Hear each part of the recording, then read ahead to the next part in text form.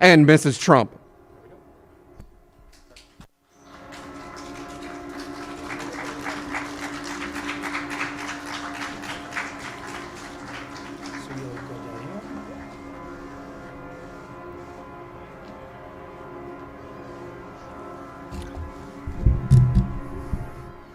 Thank you very much, please. Those are friendly truckers. They're on our side. It's almost a celebration in a way. Please sit down, please. The First Lady and I are thrilled to welcome you this afternoon for our second event, recognizing extraordinary Americans who have responded to the invisible enemy. We know what the invisible enemy is. We've learned a lot. With exceptional bravery and commitment and love, and we appreciate it very much. Great job, fantastic job. In the midst of this pandemic, our nation has been united in grief and in prayer for the precious lives that have been lost. We've also come together in awe and admiration for the heroism and patriotism that we're witnessing all across our country. Here with us today is Amy Ford, a nurse of 17 years, from Williamson, West Virginia, great state. Where is Amy? Hi, Amy. Weeks ago, after telling her children she loved them, Amy got on a plane for the first time in her life and traveled to New York to help. For the past 42 days, she's been working 12-hour shifts in the intensive care units of Kings County Hospital Center in Brooklyn. I know it well. I know that building well. I passed it many, many times. And Amy has been serving the coronavirus patients around the clock. She once held the hand of an elderly patient all night long, just so the woman would not feel alone. Boy, that's something. Thank you, Amy. That's incredible. I want to thank you for what you've done. What a great story. I've heard about this story. Please come up and say a few words, please, Amy. That's great.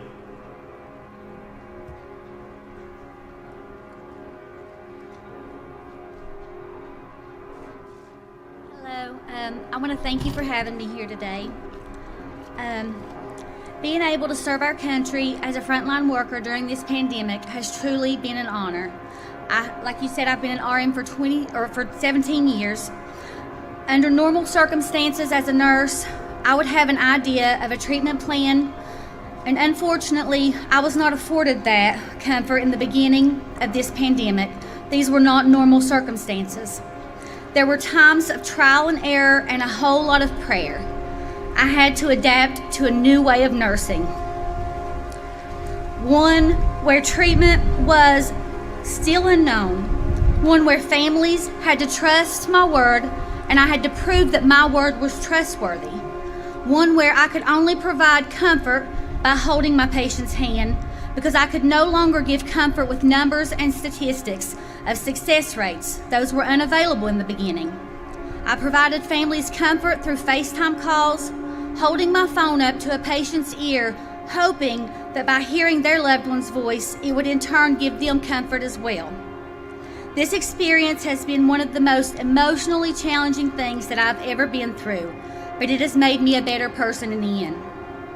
There is a light at the end of the tunnel. We are beginning to see progress, and we are starting to see stories of success.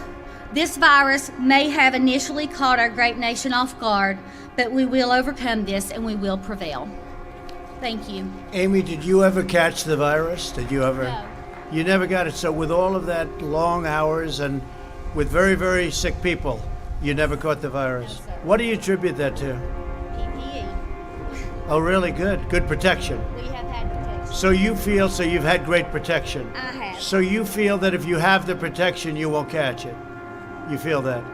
I feel that's what's protected me. That is fantastic. Good. Yes. Wow. And I have not had any me personally, I have not had any shortage of PPE. And your coworkers, do they? Not at the hospital that I'm at, no. That's they incredible. have So you all have very excellent- good equipment, as Yes. the expression goes, right? The Yes. gowns and the masks, everything. Thank you very much, Thank Amy. you. That's great. Amazing.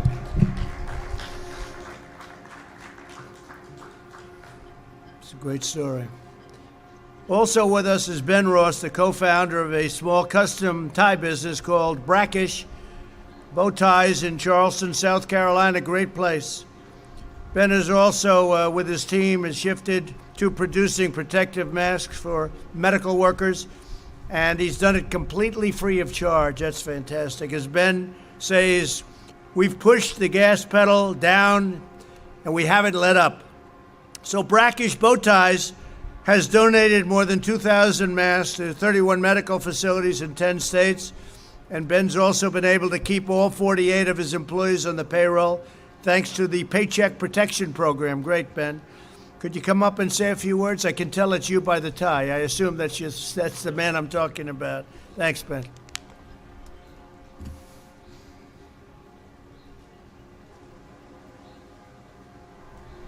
Thank you so much, Mr. President. Thank It is you. truly an honor to be here. Thank you, Ben.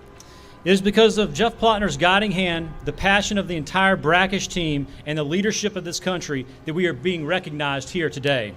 I am humbled to be in this garden today with such an amazing group of individuals making such a difference during these unprecedented times. Congratulations to you all, and thanks so much for all y'all are doing. I have no doubt that the United States of America will soar above this and come out stronger and more grateful for family, friends, community, and this nation, because we all know we're all in this together, and only together will we be able to curb coronavirus. Thank you. Thank you. Great job. Thank you very much. Thank you, sir. Fantastic. And I like that tie very much, by the way. Today we also honor Sergeant Spencer Garrett, an officer with the New York PD, that's New York's finest, that's for sure, right? Who contracted the coronavirus. After 4 weeks of fighting a painful battle against the virus, Spencer recovered and immediately returned to the front lines. Grateful for all of the support of his family, friends, colleagues, and time, all of the people and the work he's done, Sergeant Garrett wanted to provide that same kindness to others. And I know so many of the people members of New York's finest, and we love them and say hello to them, okay? With the aid of his union, Spencer's made it his mission to support these fellow New Yorkers. So if you would, I'd love to have you come on up and say a few words. Thank you.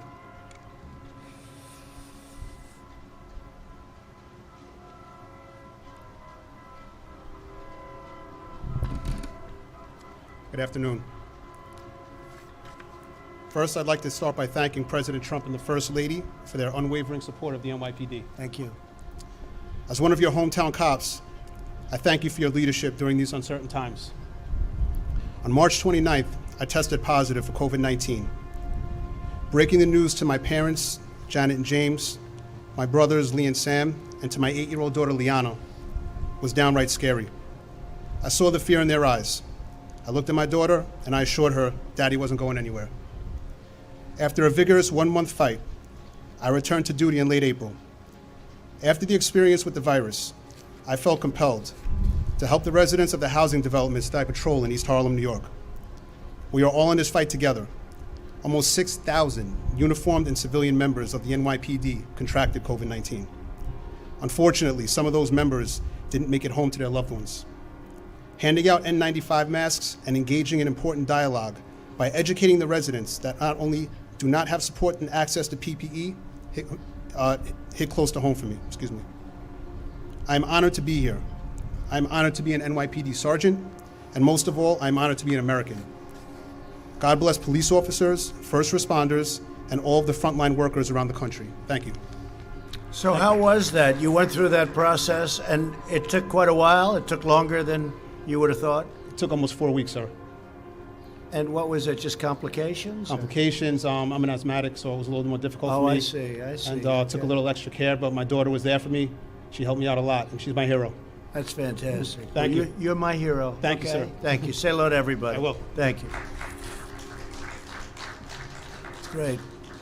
We're also joined by 3 terrific Girl Scouts, Lauren, Sareva, and Layla of the Girl Scout Troop 744 from Elkridge, Maryland, along with their troop leader, Megan Langley. Thank you very much. That's great. That's really great. These amazing 10-year-olds have donated 100 boxes of Girl Scout cookies to local firefighters, doctors, and nurses, and have spent approximately 200 personalized cards to healthcare workers all over. And they're going to do a lot more. Their ambition is to do a lot more And I think, Layla, you're going to come up and you're going to speak. Why don't you all go up and stand, and maybe, Layla, you say a few words. That'd be great. Thank you very much. Please. That's great. Thank you.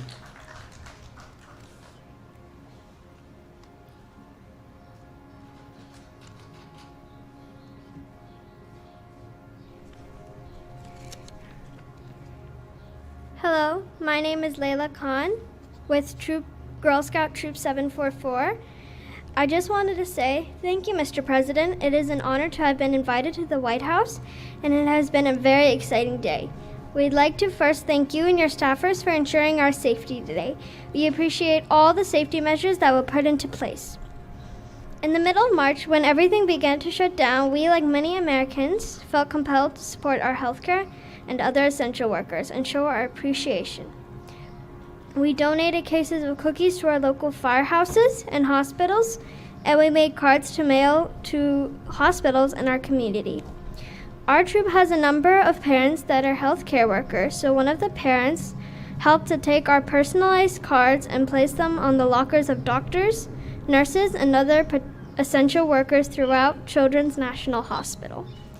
While we are honored that the troop was invited to be here today, we know we are just part of the millions of other children out there that are doing amazing things to support their community, their friends, and their family.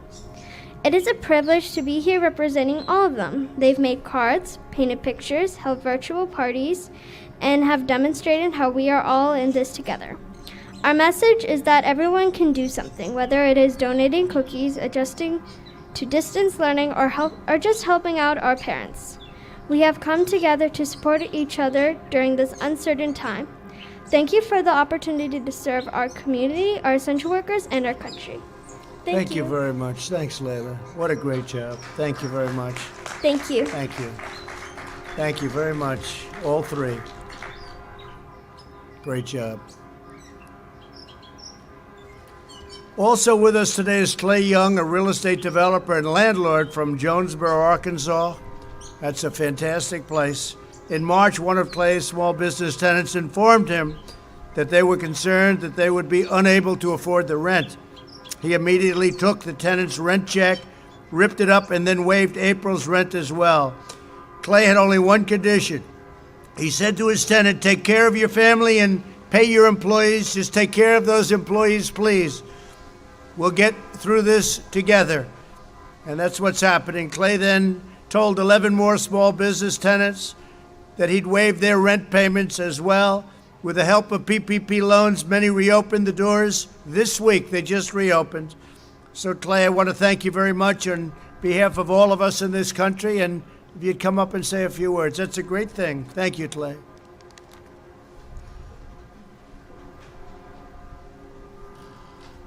Thank you, Mr. President. Thank you so much for having Thank my you wife very Pam and much. I here, and the First Lady. Thank you. It's truly an honor. I also want to say how proud I am to be part of a community and a great nation that we've all gathered together to help one another through this trying time. You know, the work that I've done in my hometown of Jonesboro, Arkansas, the focus of that has been on making my community better. As I saw what the virus was doing, and I saw what the virus would be doing to the small business and to the employees of the small business, I realized that I needed to work with my tenants, and forgiving the rent was the only option. And I remembered thinking, you don't kick people when they're down. And over the last 20 years of being a small business myself and a developer and also a landlord, there's been tough times. And in those tough times, I remember those people that came and they helped me and my family. And so in that moment, I thought this is my chance to maybe just have some gratitude and some humility and pay that forward. And I will always remember those people. So then after that, I helped my tenants with the PPP loans, and I helped them help to participate in this amazing program that what has really served as an invaluable bridge for us all, which brings us to where we are this week. So as we work towards reopening the economy and maybe returning our lives to some sense of normalcy, I just want to say thank you so much again for having me here today. Well, I want to say to you also, and Being a landlord is a pretty good business, and I heard you've done really well, and it's nice what you've done, Clay. We appreciate it very much. Thank you, sir. Thank you. Say hello to the people of your state. Your state is wonderful. Thank you. I like it. You know that. Thank you, Clay. So during this difficult time, our citizens are rising to the challenge, just as generations of Americans have done before us. America has never faced a trial like this. We've never had anything like this happen. But we're going to endure, and we're going to thrive, and we're going to do better than ever before. The men and women we honor today remind us that the bonds that unite us in times of hardship can also raise us to new heights as we reopen and recover and rebuild. In the months ahead, we will harness our love and all of the things that we hold so dear to our heart for our family, for our community, and for the country, and we'll make America greater and stronger than ever before, and we're going to transition into greatness. We're going to be seeing it, and you're going to be seeing it very soon. There's a pent-up demand, and there's a pent-up love, and there's so many things happening, and you're going to see the fruits of all of the work that we've all been doing, working 24 hours a day in some cases. So I'd like to thank everybody for being here, especially our great heroes, because that's what you are, heroines and heroes. It's exactly what you are. And I'd now like to ask these wonderful and courageous Americans to come forward as I present them with a letter of recognition. And I want to thank our First Lady. This was a very important event for First Lady Melania. Thank you very much. Great job you're doing. Thank you. Thank you, honey. Okay, please.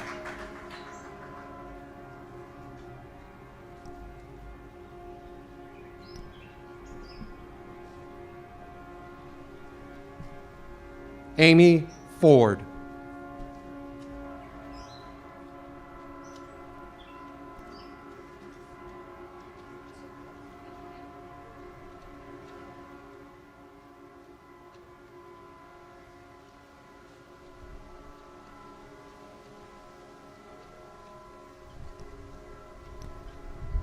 Ben Ross.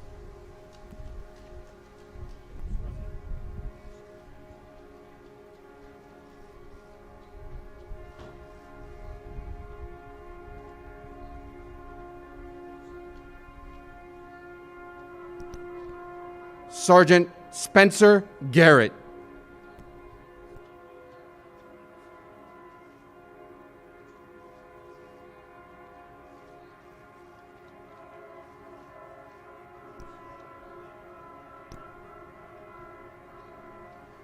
Lauren Matney.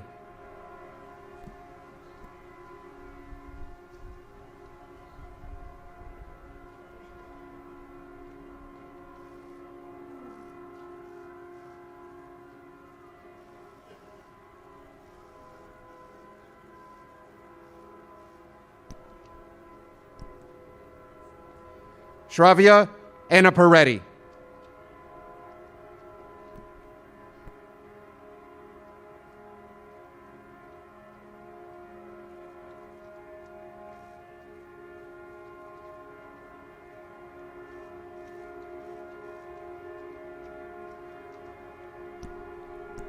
Layla Khan.